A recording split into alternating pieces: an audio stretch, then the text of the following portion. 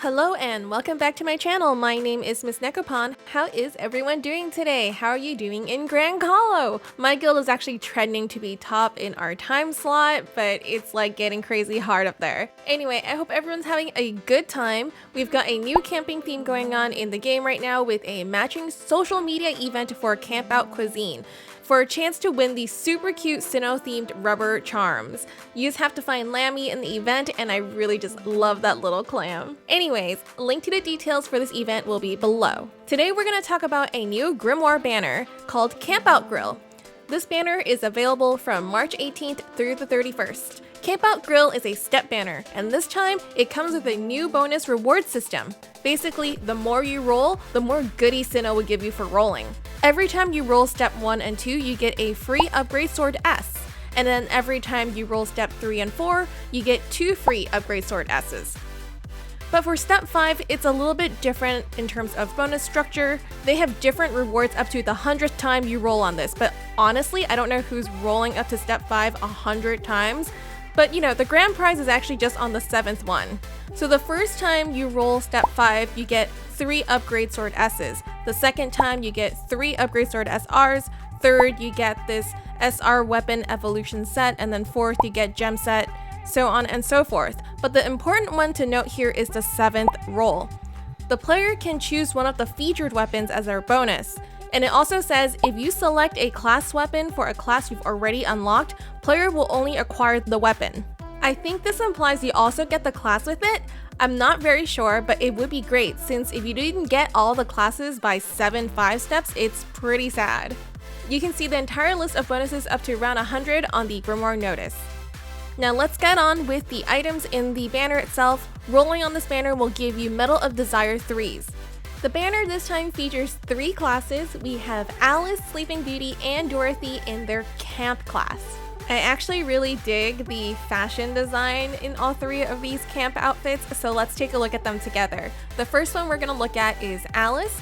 Alice, with her Arcana, gives a ton of stats. So the highest one here is magical attack at 450, and then 100 in magical defense, and physical attack, and then HP will be 300. Really great stats for anyone that's running magical.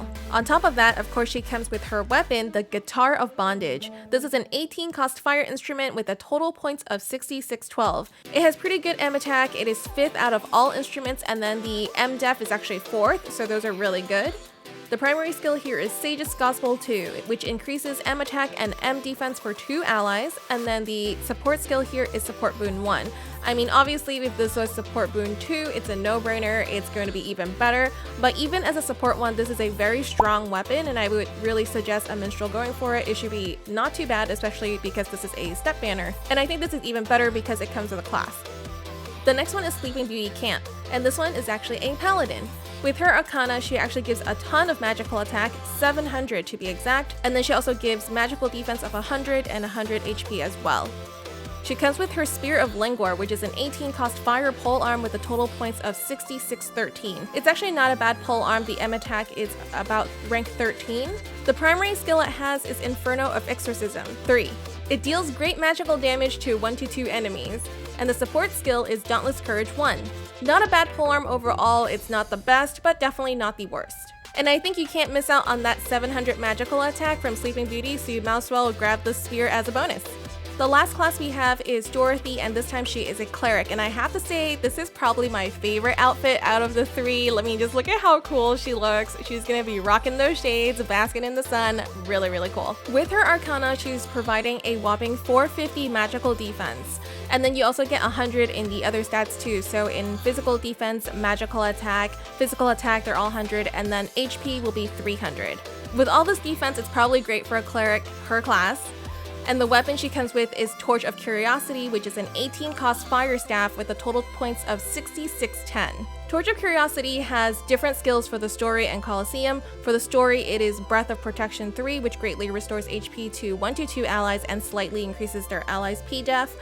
But the Colosseum skill is pretty interesting here. It's called Angel's Death Rattle 3. It greatly restores HP to 1-2 allies, but at the same time it also restores your own 8 SP if used before the last 5 minutes of the Colosseum. This is great. It's like having another support skill on top of the recovery support 2 you get as the support skill. And on top of that, the staff actually has really good stats. Both magical and physical defense are ranked 4th out of all the staves.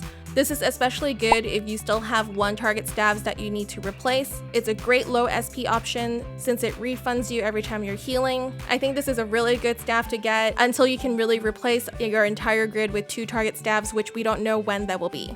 Lastly, we have this last weapon, which is Witch's Hellfire. It doesn't come with a class. This was an 18 cost fire sword and it has total points of 6582. The primary skill here is Torch of Destruction 4 and it deals massive P damage to 1 enemy. The support skill is Replenish Magic 2.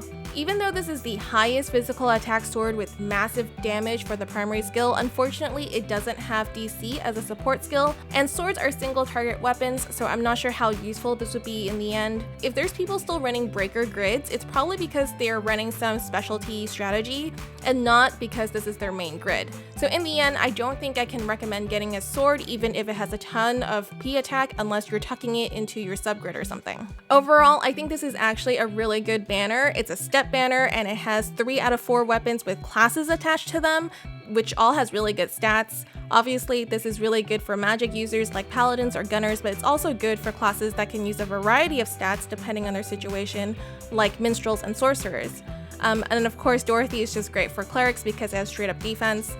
The classes don't seem like they'll be in the general pool later, so this might be one of those few chances you'll be able to get them.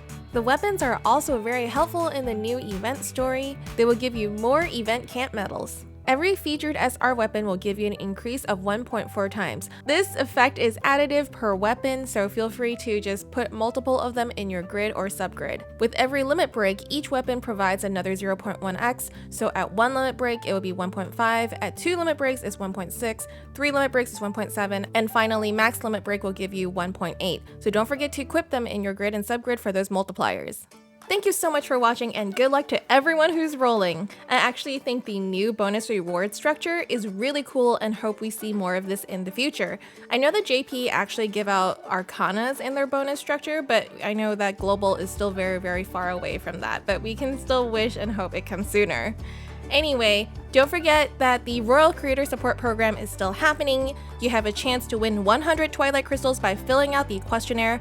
Details in the link below. Remember to do that for the month of March. Lastly, if you've enjoyed your time with me here today, please remember to like, comment, and subscribe, and I'll see all of you next time. Bye!